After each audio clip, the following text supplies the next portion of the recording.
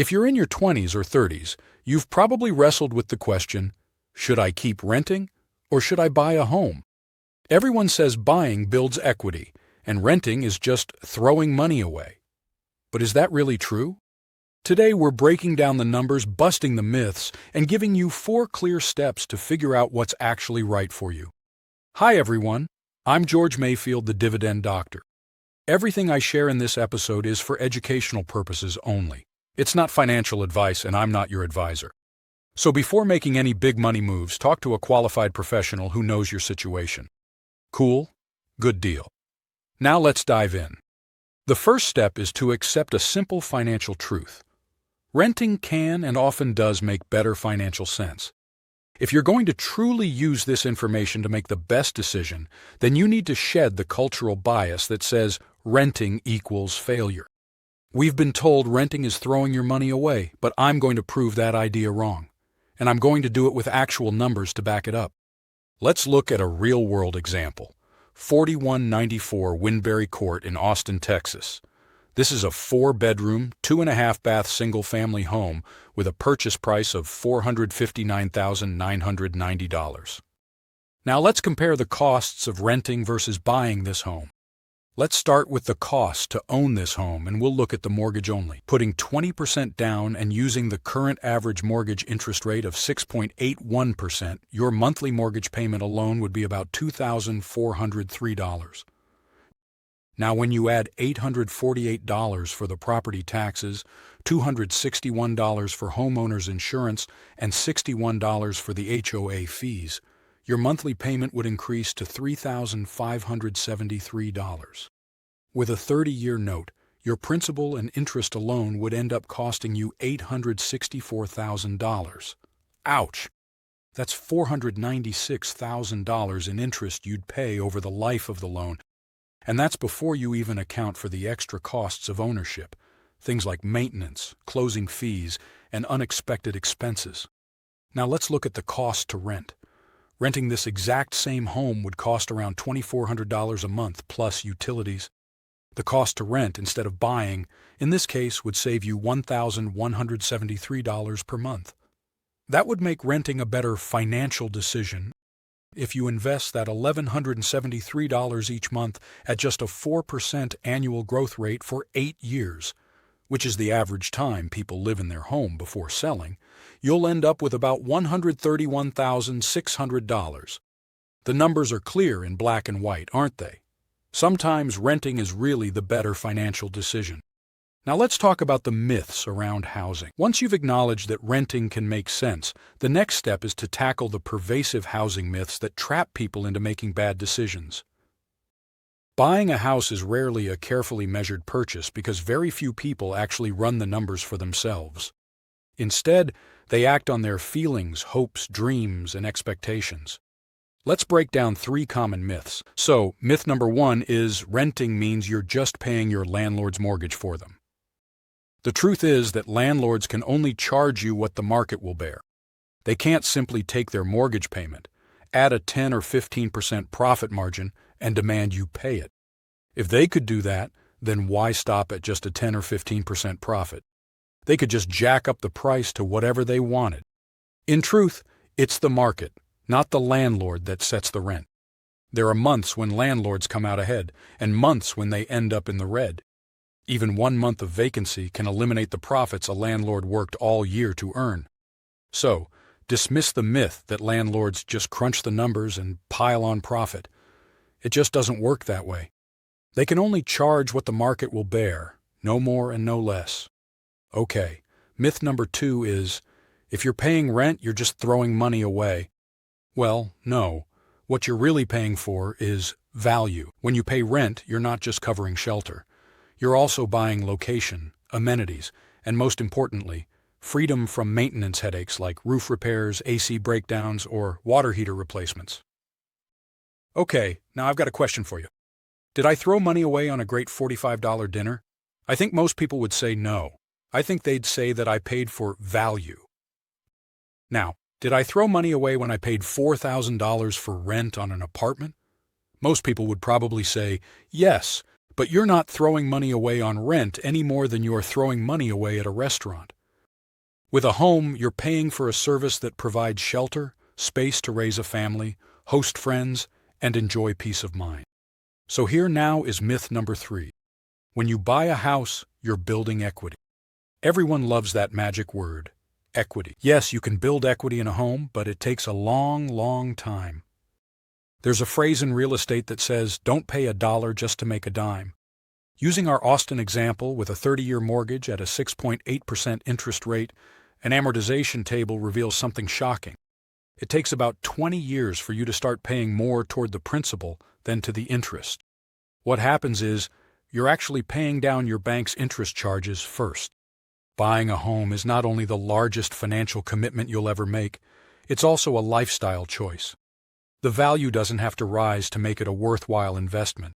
You may be purchasing for non-financial reasons like settling into a school district or creating lasting family memories in your home. Maybe you enjoy the process of renovating your home. Those motivations can be just as valid as building equity or banking on appreciation. Now, just a quick reminder here. If you like this kind of content, please like and subscribe to our channel. We really appreciate it. Okay, now let's run the numbers for renting versus buying. Now that we've eliminated the myths, let's look at it another way. First, don't ask your broker how much house you can afford. Your broker makes money when you buy a house. You should run your own numbers. Most people look at a $2,000 rent payment and a $2,000 mortgage and think they're equal.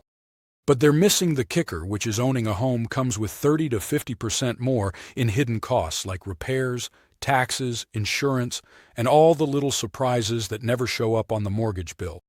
With rent, what you see is what you pay.